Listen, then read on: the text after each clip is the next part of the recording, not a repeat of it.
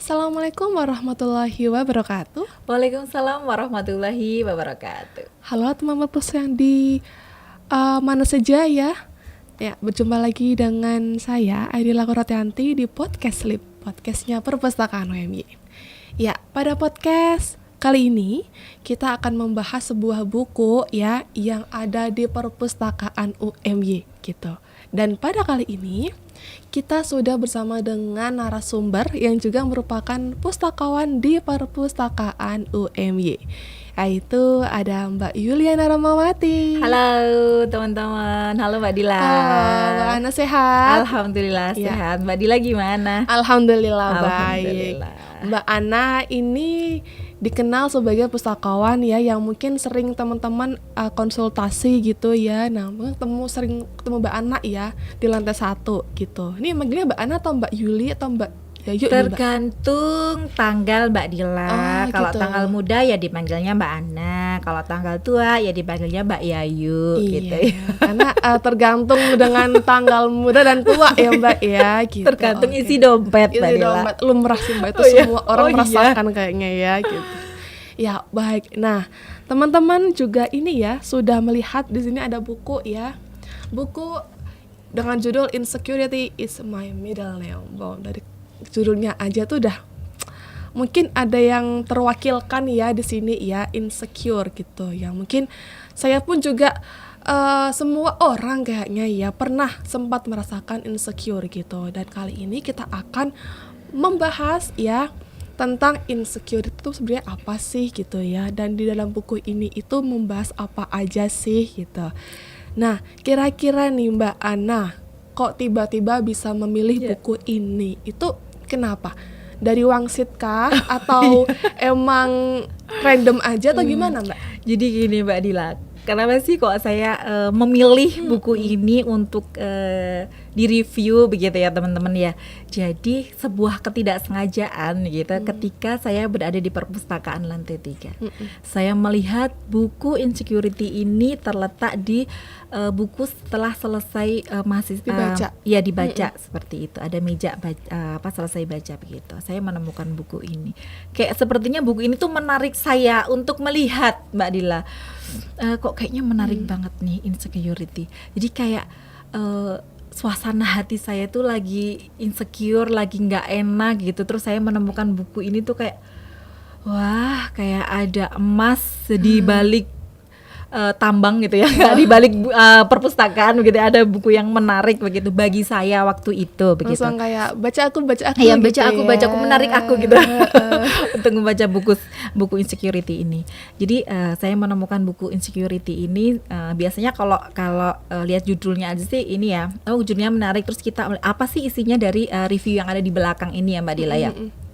Nah setelah saya lihat tuh kayaknya menarik nih, kayaknya ini buku yang saya butuhkan begitu ya, dengan suasana hati saya yang saya itu apa ya Mbak Dila, pada waktu itu tuh merasa kenapa sih teman-teman saya itu mampu melakukan ini itu, kenapa kok saya itu nggak bisa. Jadi kayak saya itu merasa tertinggal dari teman-teman saya begitu. Terus banyak hal yang membuat saya itu kayak saya itu membenci diri saya. Kenapa sih kok saya itu kayak gini? Kenapa sih kok saya itu begitu gitu? self Jadi blaming ya, iya, jadi menyalahkan diri menyalahkan gitu ya. menyalahkan diri sendiri Mbak Dila. Kenapa sih saya itu harus seperti ini? Kenapa saya nggak pinter kayak mereka gitu? Nggak yang bisa presentasi di depan orang dengan pedenya. Kenapa kok saya itu seperti ini begitu? Jadi kayak selalu merasa menyalahkan diri sendiri gitu. Terus saya mencoba mungkin dari buku ini tuh saya bisa menemukan solusi-solusi apa yang saya rasakan begitu. Dan juga kayak ada trauma gitu ya Mbak Dila, trauma tersendiri bagi saya, trauma masa kecil saya begitu. Karena di masa kecil saya itu dulu pernah dibully sama teman-teman saya Mbak Dila. Aduh, ini sampai sekarang pun masih ada Mbak, sering banyak Ya, banget ya yang bener menjadi banget korban ya, bully kita lihat gitu. berita-berita yang berseliweran di Iya, ini ya Mbak iya. Dila ya. Nah, seperti itu. Dulu itu saya selalu dibully. Saya itu dulu kecilnya hitam, dekil, miskin Mbak Dila gitu ya. Itu berasa kayak Tomboy banget gitu. sinetron Indosiar itu ya, yang kayak teraniaya gitu. Ya, pokoknya orang yang paling teraniaya itu kayaknya saya gitu Mbak Dila. Jadi saya tuh merasa saya hitam, dekil, miskin tuh kayak sama orang tuh kayak nggak mau temenan sama saya gitu Mbak Dila. Jadi saya merasa tersingkirkan, saya merasa nggak punya temen. Itu saya alami ketika saya duduk di bangku SD. Kita nggak punya temen.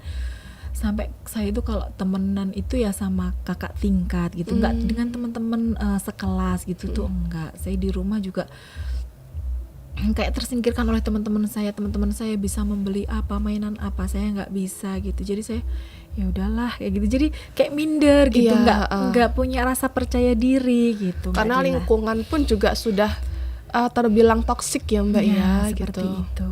Oke, lebih. Nah padahal di sini jadi di sini Mbak Ana itu merasa insecure dengan yang lain. Jadi secara nggak langsung kayak ada rasa trauma ya yang memicu rasa insecure itu. Tapi memang ya Mbak ya, saya juga pernah baca jurnalnya Greenberg kalau nggak salah tahun 2015 ya.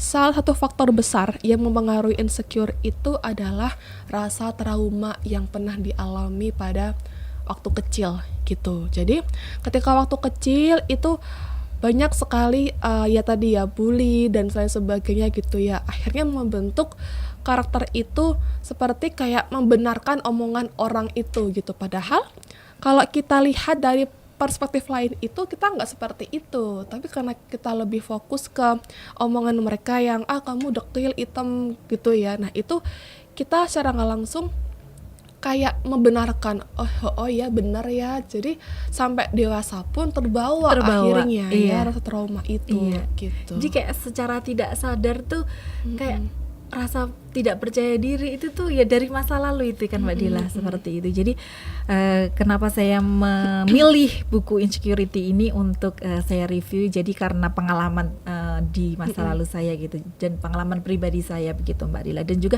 di sini membahas tentang itu tadi ada 5 part gitu ya Mbak Dila ya yang dibahas di buku Insecurity ini. Ini karyanya Alfi Syahrin. Jadi ada beberapa buku yang dia punya gitu ya Mbak Dila. Ada Overthinking dan lain sebagainya. Jadi di buku Insecurity ini terbagi jadi 5 part. Yang pertama itu tentang fisik yang tidak menarik, jadi gak good looking gitu, seperti itu. Terus kemudian ada masa depan yang suram, jauh tertinggal dari teman-teman. Terus kemudian itu tadi I hate myself, jadi membenci diri sendiri gitu. Dan bagaimana caranya untuk berdamai dengan insecurity. Itu problematika yang lagi banyak orang rasakan gitu ya, bahkan yang orang dewasa pun juga pasti mengalami tuh permasalahan yang seperti itu ya.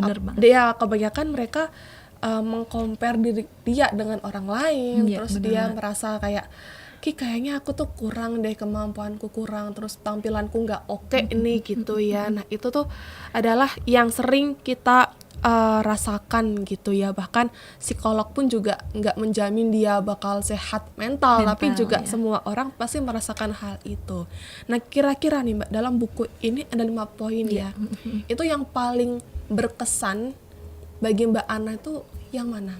Sebenarnya di poin, jadi si Alfi Syahrin ini tuh mengemas bahasanya itu dengan sangat menarik begitu, santai gitu. Dia tidak mengejas ataupun seperti apa. Jadi kita tuh seperti diajak ngobrol aja sih sama si Alfi Syahrin ini. Jadi pertama tuh di fisik yang kurang menarik. Kita tuh kayak kaum wanita, cewek-cewek ini tuh kan selalu merasa insecure dengan apa yang kita punya begitu ya Mbak Dila. Bener lagi ya. Kan bener banget kan, bener ya, relate banget kan ya Mbak Dila. Jadi kayak kulit kurang putih lah, terus kemudian hidung kurang mancung lah, jerawatan lah, seperti itu. Kita tuh pengen terlihat menarik, kita tuh pengen dapat pengakuan dari orang lain. Kita itu cantik loh, kayak gitu kan. Kalau orang dipuji kita seneng gitu ya. Kita tuh selalu selalu ingin dikonfirmasi oleh orang lain tuh dengan hal-hal yang positif gitu ya Mbak Dila ya. Nah seperti itu. Sebenarnya kita itu kan punya value, nggak selalu apa-apa itu dinilai dari physically gitu Mbak Dila ya kan. Betul.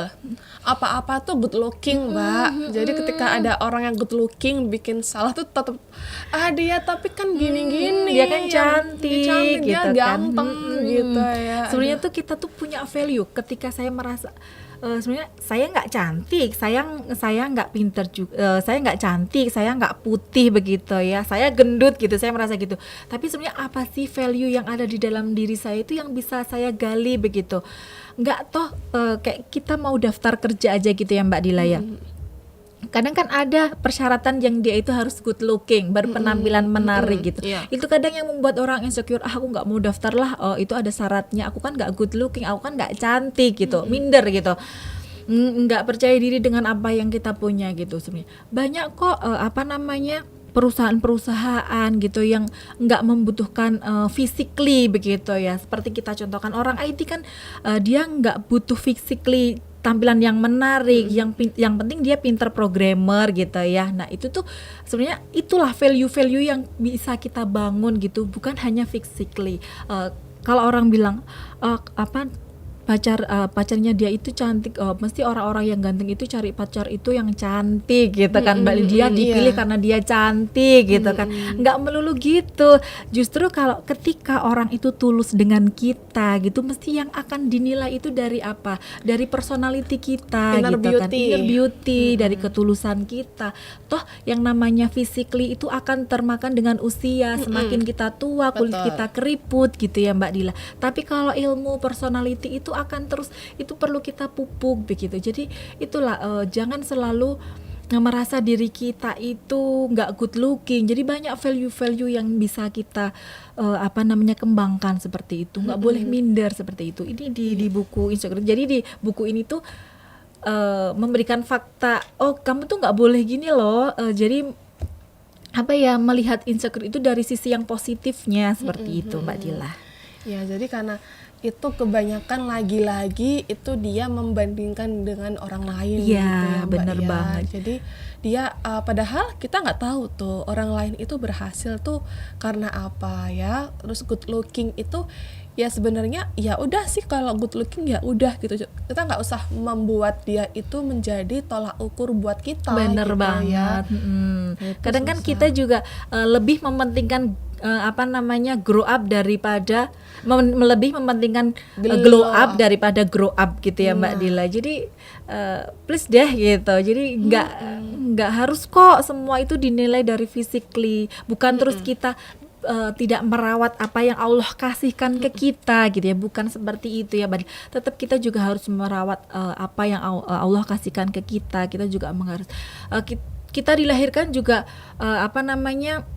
kalau kita ingin dilahirkan ya kita ingin dilahirkan cantik gitu ya. Kita nggak bisa, Allah tuh udah mengatur segala sesuatunya seperti Iya, itu. kita nggak bisa custom ya Mbak ya, kayak Iya. di video game gitu ya, bisa custom matanya lentik, terus bibirnya seksi, badan langsing ya, putih hijau tuh nggak bisa ya. Iya, bener banget. Kita ada bawaan dari Allah gitu Iya, ya, tinggal kita harus membawa diri Bener kita. banget. Yang penting adalah Iya, dan kebermanfaatan. bersyukur dengan apa yang kita punya gitu ya Mbak Dila ya. Betul. Seperti kita bisa belajar dari seperti contohnya si Putri Aryani ya Mbak Dila, tahu Putri Aryani kena, ya? iya, keren itu Nah, dia. tidak bisa melihat gitu ya, tapi dia punya talent, dia punya kemampuan yang sangat-sangat luar biasa. Dia pernah berkata bahwa mungkin aku tidak pernah bisa melihat dunia, tapi aku pengen dunia bisa melihat saya gitu. Dan akhirnya terwujud ya. Nah, itu. benar sekali. Jadi jangan sampai fisik yang kurang begitu ya, itu membatasi value yang kita punya, Mbak Dila. You don't need to be ocean, you don't need to be an ocean, tapi cukup kamu menjadi segelas air, di mana segelas air itu bisa berguna untuk orang yang kehausan. Itu quotes yang aku ingat di dalam buku ini. Jadi kita nggak perlu jadi lautan, kita nggak perlu jadi samudera yang besar ya Mbak ya, tapi cukup kita jadi segelas air yang itu berguna untuk orang yang kehausan. Iya. Gitu. Jadi yang penting adalah kebermanfaatan dengan orang sekitar ya. Bener banget. Percuma kita good looking tapi kita nggak ada faedahnya buat orang sekitar, itu kan nantinya jadi aduh nggak guna gitu ya. Bener Nah, banget.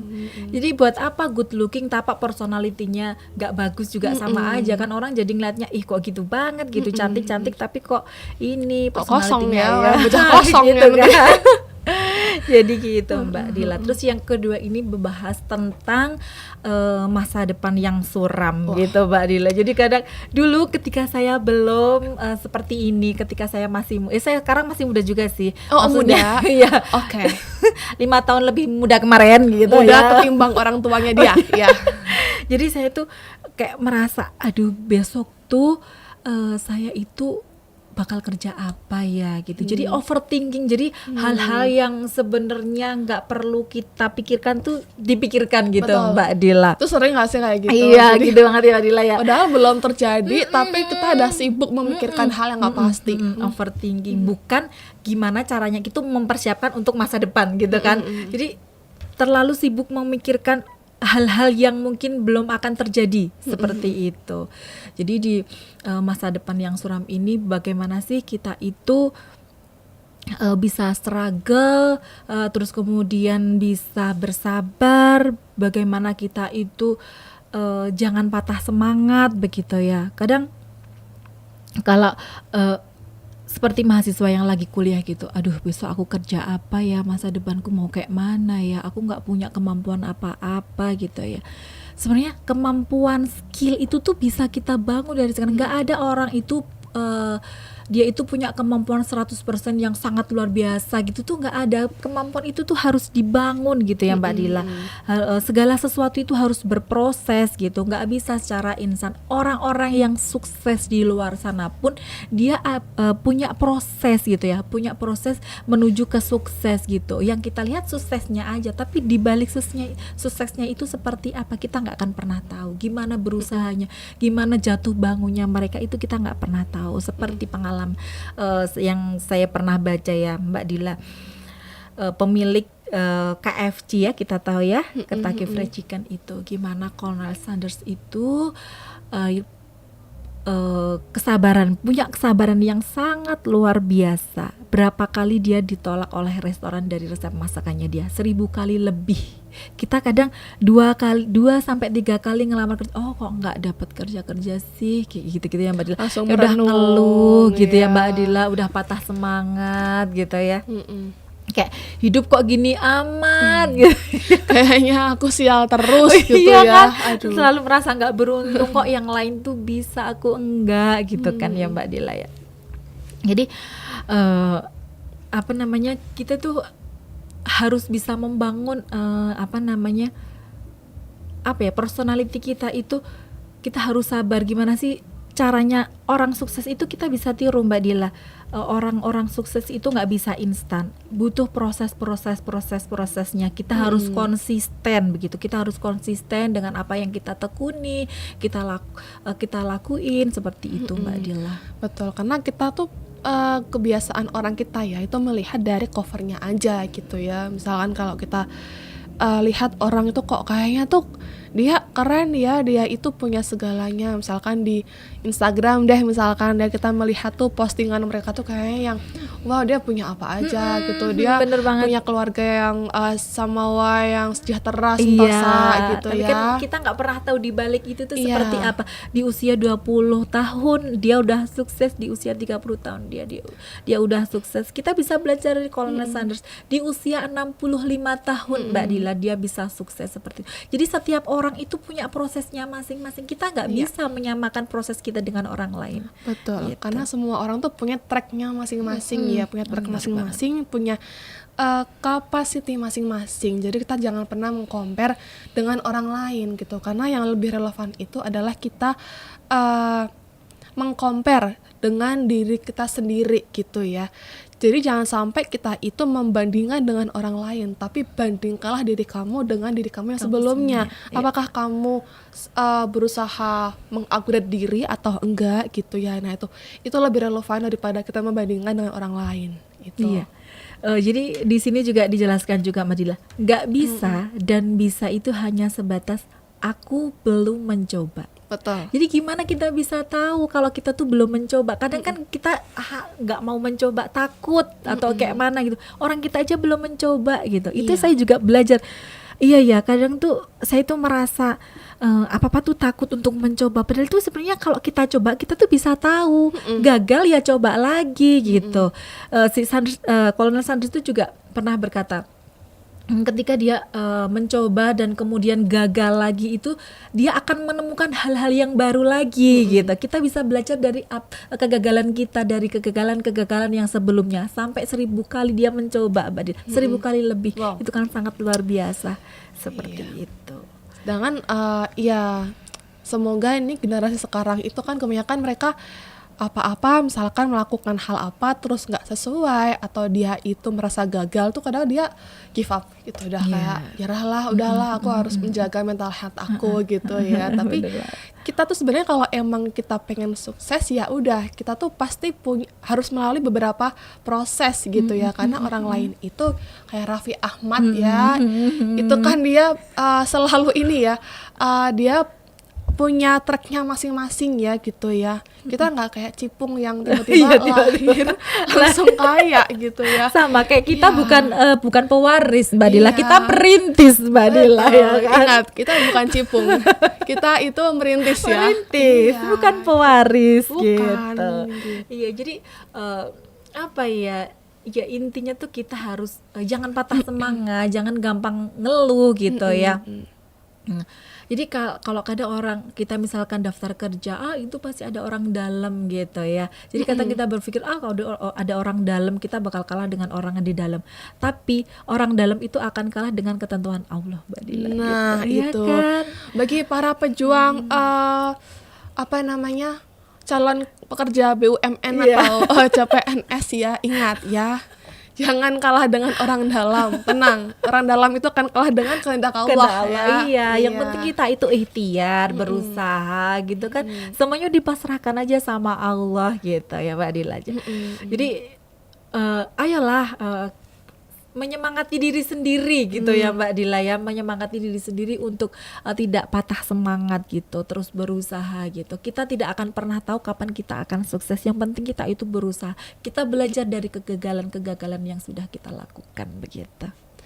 Fokus pada langkah kamu sendiri, jangan pernah kamu tengok-tengok ke orang lain ya, karena orang lain pun punya jalannya masing-masing gitu ya. Gitu. Wow, nah dari Mbak Ana ada nggak nih pesan ya untuk kaum generasi Z ya, agar mereka itu tidak ada rasa insecure gitu, karena kita tahu ya banyak sekali mental health yang sekarang itu lagi banyak berita di mana-mana gitu ya tentang mental health, terus rasa insecure segala macam, nggak pede gitu. Nah kira-kira dari Mbak Ana ada nggak pesan-pesan untuk mereka nih? Oke, jadi gini Mbak Dila, kalau saya rasa gitu ya, apa ya, kadar insecurity seseorang itu berbeda-beda. Betul. Saya pun juga sedang belajar bagaimana sebenarnya insecure itu bukan hal yang buruk begitu ya.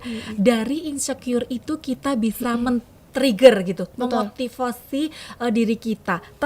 Jadi gini, kalau saya nggak punya rasa insecure, saya nggak akan pernah menemukan buku ini Mbak Dila. Saya tidak akan pernah belajar bagaimana cara memotivasi diri, bagaimana cara menjadikan insecurity ini menjadi hal-hal yang positif, menilai segala sesuatunya itu dari sisi positif begitu. Jadi nggak selalu insecure itu juga negatif. Betul. Begitu ya Mbak Dila. Itu untuk bisa memotivasi diri kita, untuk men-trigger kita untuk menjadi seseorang yang lebih baik dari hari-hari kemarin, seperti itu Mbak Jadi Dila. rasa insecure itu juga bisa menjadi sebuah warning ya, warning ataupun alarm untuk diri kita sendiri agar kita itu bisa mengupgrade diri. Misalnya kalau kita lihat tuh, oh si A, si B itu dia mampu nih melakukan hal ini, terus langsung kita jadi kayak punya warning gitu ya, oh kalau gitu aku juga harus bisa nih gitu ya. Karena kalau kita nggak ada rasa insecure, kita mungkin oke lah di zona nyaman, Iya, nyantai flat-flat, lah, iya, iya, iya, bener mereka juga nggak banget. bisa kok, ya udah, mereka juga krempeng kok, ya udah sih gitu. Tapi kalau melihat ada yang lebih unggul gitu ya, lebih cantik atau lebih pintar gitu, kita langsung kayak men-trigger diri kita Bener ya banget, gitu. Jadi gitu. ada sisi positifnya juga. Tapi ingat jangan sampai diri kita itu terlalu keras Iya, ya. bener banget. Jangan sampai terlalu keras pada diri sendiri, karena ingat kita punya kapasiti masing-masing gitu Bener ya. banget. Jadi janganlah kita langsung sama plek pengen kayak orang Orang itu lain. gitu, karena kita punya pribadi kemampuan masing-masing gitu. Masing-masing. Yang penting adalah kebermanfaatan kita Iya, gitu ya benar Mbak Ana banget. ya. Iya. Di sini ini Mbak Dila ada yang mungkin kata-katanya si Alfi Saharin ini yang bagi saya nyentuh banget gitu ya. Oh iya iya gitu. Ini kata-katanya gini Mbak Dila. Belajarlah cara bersabar pada saat nggak mampu lagi untuk bersabar. Temukan hikmah pada saat semua berantakan. People need this someday. Bagaimana kita itu bersabar saat kita itu tidak mampu? Bagaimana? Aku tuh mikir, oh iya ya, bagaimana sih kita itu punya rasa yang sabar, bisa legowo, bisa apa ya, nggak menyalahkan diri sendiri begitu ya. Kadang kan kenapa sih kok saya itu seperti ini begitu, selalu menyalahkan diri. Tidak pernah Allah itu menciptakan manusia itu tanpa kebermanfaatan, Mbak Betul. Dila. Setiap orang itu punya kebermanfaatan, setiap orang itu punya value, punya kelebihan masing-masing seperti itu, Mbak Dila. Jadi mungkin buku ini bagi saya inspirasi ya. Nah mungkin kalau beda-beda sih karena setiap orang ini, kalau menurut saya ini oh iya, ini membuka mata saya Mbak Dila, membuka mata saya. Ketika kamu nggak mencoba itu, kamu nggak akan pernah tahu rasanya. Gimana rasanya gagal itu nggak pernah tahu. Jadi kita harus mencoba, kita harus mau berubah untuk menjadi orang yang lebih baik. Seperti itu Mbak Dila. Selalu menjadi diri yang lebih baik ya. Wow, itu kata-kata yang menyentuh ya, dan langsung berasa kayak tertampar ya bagi orang-orang yang langsung nyerah gitu ya. Wow, keren sekali. Nah, setelah Mbak Ana membaca buku ini, itu kira-kira ada nggak kayak dampak besar yang akhirnya merubah kepribadian Mbak Ana gitu? Sebenarnya kalau dampak besar sih belum terlalu signifikan. Jadi emang butuh proses gitu ya Mbak Dila. Jadi apa namanya, insecurity itu up and down gitu ya Mbak Dila ya. Kadang kita merasa terpuruk sekali, tapi kadang kita juga merasa oh ya aku nggak boleh nih kayak gini, aku nggak boleh nih, aku harus kuat nih, aku harus bangkit nih gitu. Jadi kita harus berproses, kita harus belajar begitu. Insecurity itu akan kita alami sepanjang hidup kita. Tapi bagaimana kita itu bisa belajar dari mengendalikan diri gitu ya Mbak Dila. Belajar dari setiap apa yang sudah kita lakukan, menjadi pribadi yang lebih baik lagi begitu Mbak Dila. Toh apa sih kita hidup itu tuh gunanya untuk apa sih? Untuk bermanfaat bagi orang lain, untuk bekal kita nanti di akhirat begitu ya.